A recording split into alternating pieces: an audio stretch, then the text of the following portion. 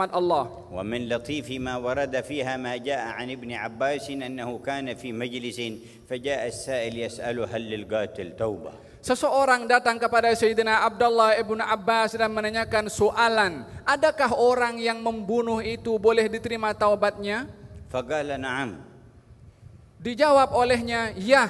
فذهب السائل وجاء آخر في نفس المجلس يسأل هل للقاتل توبة فقال لا.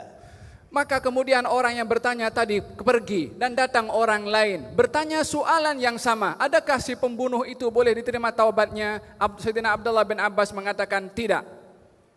فقال الحاضرون بعد أن ذهب السائل الثاني عجب يا ابن عم رسول الله السؤال واحد والجواب مختلف.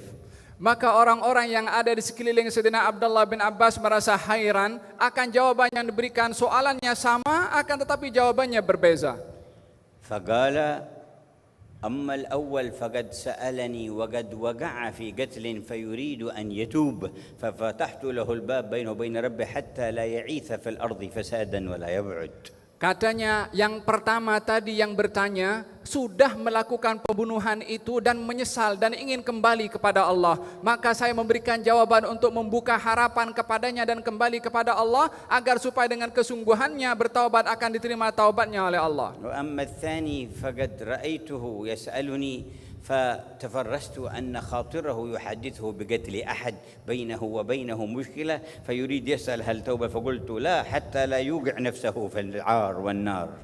Adapun yang kedua bertanya kepada aku tentang soalan yang sama, aku melihat orang ini telah menanamkan keinginan untuk membunuh kepada orang lain yang ada masalah antara dia dengan orang itu, maka saya jawab kepadanya tidak boleh untuk saya menghalang kepadanya daripada tergelincir kepada api neraka. فذهبوا تتبعوا الرجلين فوجدوهما كما قال الثاني كان بينه وبين ابن عمه مشكلة وتحدثه نفسه بقتله. Maka mereka yang hadir itu ingin memastikan berita yang disampaikan oleh Sayyidina Abdullah bin Abbas, didapati yang pertama memang betul sudah membunuh dan menyesal, adapun yang kedua ada masalah dengan sepupunya yang ingin membunuh kepada sepupunya, yang dijawab oleh Abdullah bin Abbas tidak boleh. وبهذا تعرف الأمانة في الفتوى والمسؤولية في العلم. Dengan demikian kita dapat menyadari bagaimana amanah di dalam memberikan jawaban dan memberikan fatwa dan menyampaikan ilmu. ولو كل من عرف طرف مسألة أفتى فيها. Bukan semua orang yang hanya tahu sedikit daripada ilmu dan sedikit permasalahan dia boleh jawab sesukanya. حتى صرنا في الزمان ما نرى أكثر تلاعبا بشيء من التلاعب في الدين.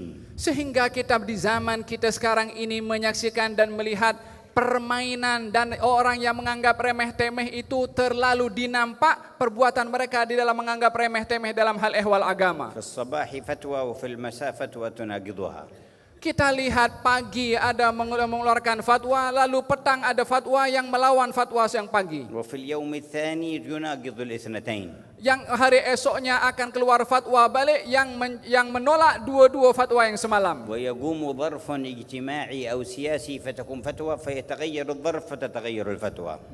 Disebabkan berlakunya kepentingan pribadi atau kelompok ataupun politik sehingga fatwa itu boleh berubah untuk memihak kepada orang tersebut atau kelompoknya. لا ابتغاء وجه الله ولكن تبعا للهوى. Tidak mencari ridha Allah dalam fatwa, akan tetapi mengikut kepada hawa nafsunya. لقد راعى ابن عباس حال السائل وشانه بينه وبين الله. Sayyidina Abdullah bin Abbas dalam kejadian ini memerhatikan keadaan si penanya untuk dijadikan antara si penanya itu tidak menyalahi hubungannya dengan Allah. فالعالم شفيق على الأمة خائف عليهم من غضب ربهم. Orang yang alim itu mesti menanamkan kasih sayang kepada umat manusia dan takut kepada Allah untuk menjerumuskan manusia. ناصح لهم فيما بينهم وبين خالقهم. Menasehati kepada mereka untuk mereka berbuat baik kepada Tuhannya. ومثل هذه الواقعة ما وقع للإمام الشافعي رضي الله عنه. Seperti ini juga kejadian berlaku kepada Imam Syafi'i radhiyallahu anhu. بينما هو جالس جاءه سائل يسأله هل يجوز للرجل أن يقبل زوجته في نهار رمضان وهو صائم؟ Satu hari ketika beliau sedang duduk, datang seseorang dan bertanya kepada Imam Syafi'i, bolehkah seorang lelaki mencium kepada istrinya di tengah hari bulan Ramadan sementara ia berada dalam keadaan berpuasa? فقال سيدنا الإمام الشافعي نعم. فذهب فجاء آخر يسأل نفس السؤال قال لا يجوز. Maka dijawab oleh beliau, ya boleh. Kemudian setelah orang itu pergi, datang orang lain bertanya soalan yang sama, dijawab oleh beliau tidak boleh. فسأله الجالسون كيف اختلف الجواب والسؤال واحد.